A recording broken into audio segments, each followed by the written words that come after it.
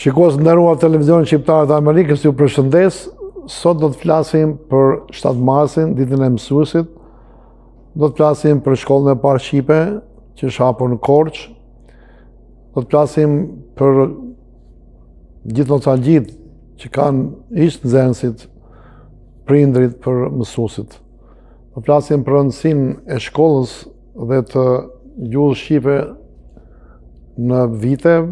Po ashtu do të flasim edhe për mënyrën se si duhet që neve në emigracion të ruajmë gjuhën shqipe në familjet tona dhe si bashkësi, por pse jo edhe në mënyrë institucionale, pasi në Shtetet Bashkuara të Amerikës në disa universitete ka edhe katedra në gjuhën shqipe dhe mendime të tjera, të cilat unë do të tërheq këto mendime nga të ftuarit që kam sot në studio.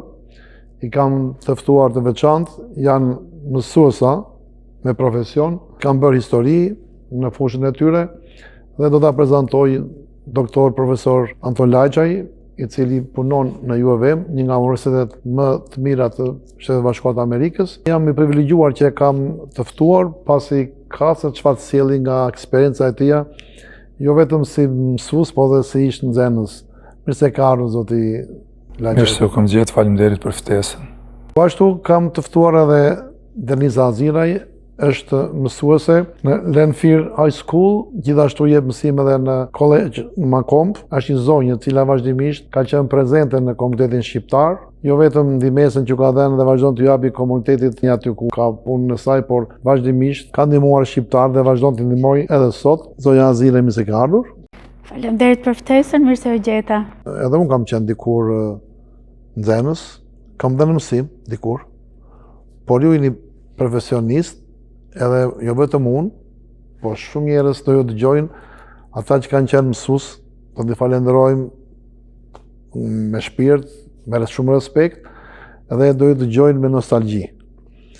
Ata që janë nxënës, do të dëgjojnë me shumë vëmendje e me etje për të mësuar nga ju, pasi ka dhe shumë studenta që do të vinë në pozicionin tuaj si mësuesa. Ta fillojmë nga pikpamja e rëndësisë të shkollës parë shqipe që është hapur në 7 mars të vitit 1887, që është edhe si caktuar si dita e mësuesit për shqiptarët.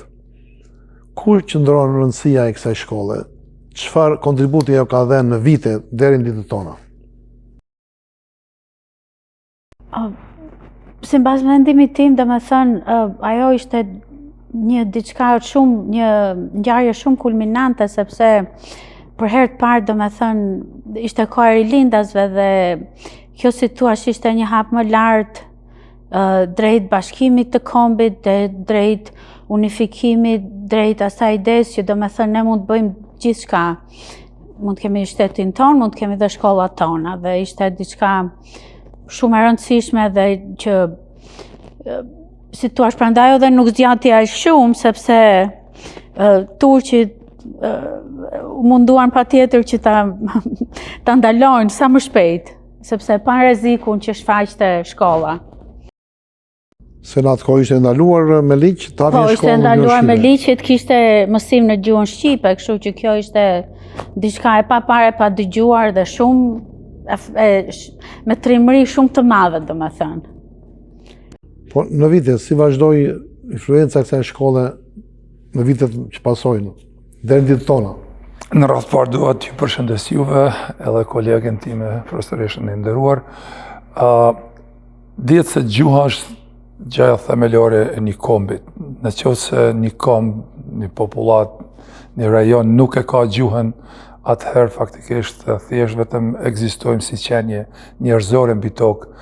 Dhe unë vërtet si një njeri që jam marrë me arsimin që 27 vite në gjuhë të ndryshme, në vende të ndryshme dhe sistemet të ndryshëm, e vlerësoj tej mase guximin e të parëve tonë, rilindasve, si që theksoj parafolësja, cilën morën vërtet atë guxim, atë hap për hapjen e shkollës në gjuhën shqipe, një kohë që për 500 vite ishte ndaluar për shqiptarët autokton mësimi i gjuhës shqipe nga Perëndoria Osmane atëhershme.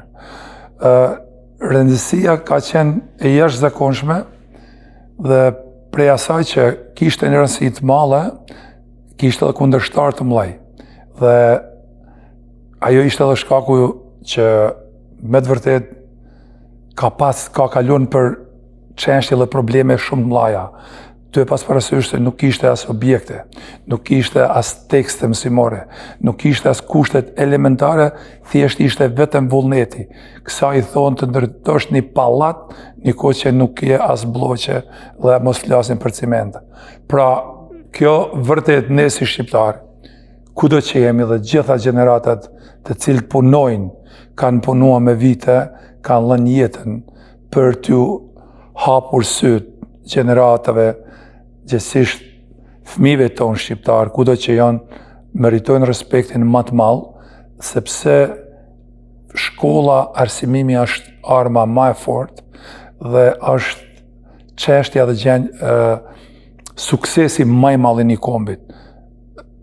Duhet ta them dhe duhet të vlerësoj, është mendimim që neve na ka munguar një gjatë tilla shumë, dhe kjo ndoshta ka qenë edhe arsyeja se kombet tjera na kanë sulmuar, na kanë okupuar, na kanë pa me një sy të dytë, por falenderit atyre që morin këtë guxim dhe falenderit gjitha gjeneratave që deri në këtë ditë sotin, edhe sot e kësaj dite punojnë për të hapë syt, për të formua karakterin e një fëmiu, për të formua integritetin e një fëmiu, dignitetin, bashkëpunim normalisht me prindërit e tyre.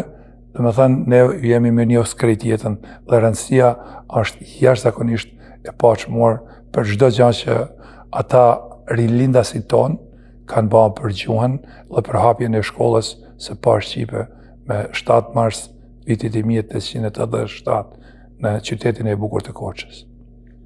Shumë faleminderit që të dyve për shpjegimin jashtëzakonisht ekselent. Pse është caktuar data e 7 marsit, ditës që është hapur shkolla e parë shqipe?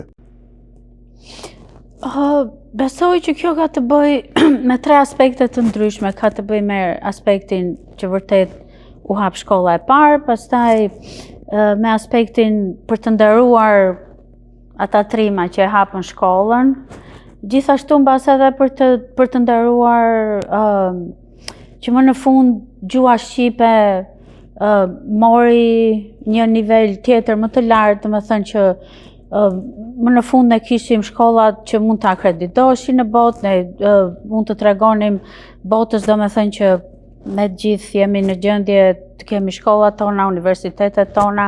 Unë e di që Universiteti Durrësit ka qenë universiteti më i vjetër në Evropë, nëse nuk jam gabim, dhe base kjo ka qenë një ngjarje pak a shumë aq e fuqishme sa ai universitet ose një ndërtesë, aq do me thënë se sa ka qenë ai universitet, sepse tregoi që më në fund neve kemi identitetin ton më të fortë si komb. Profesor Laçaj, pse u caktua mësuesi si simbol i kësaj date?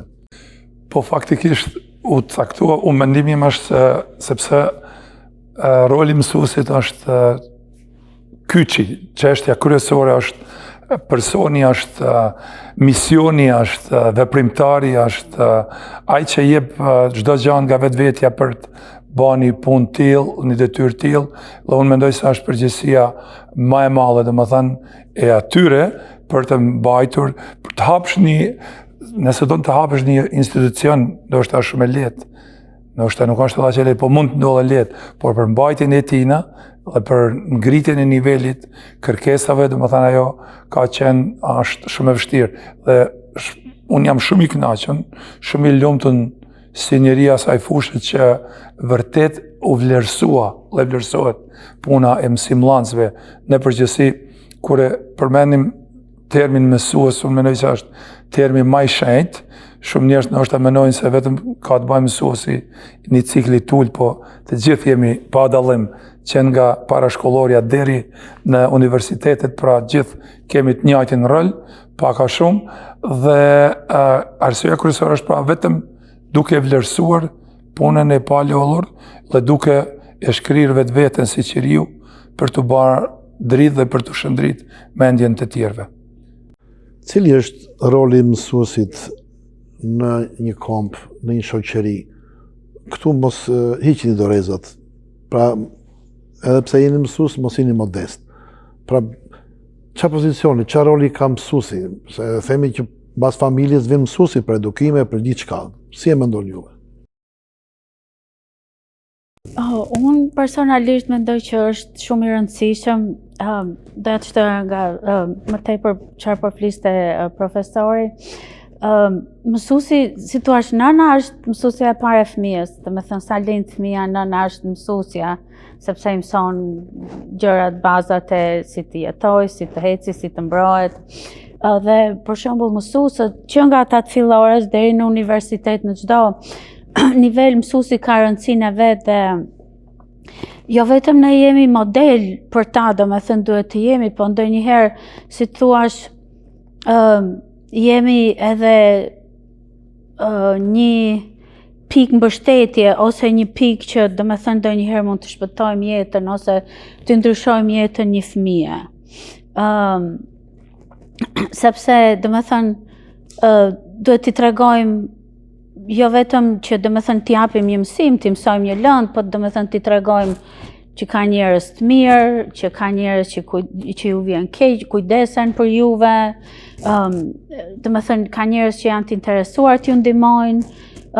Domethënë puna e mësuesit është shumë e vështirë, por në të njëjtën kohë është shumë e bukur.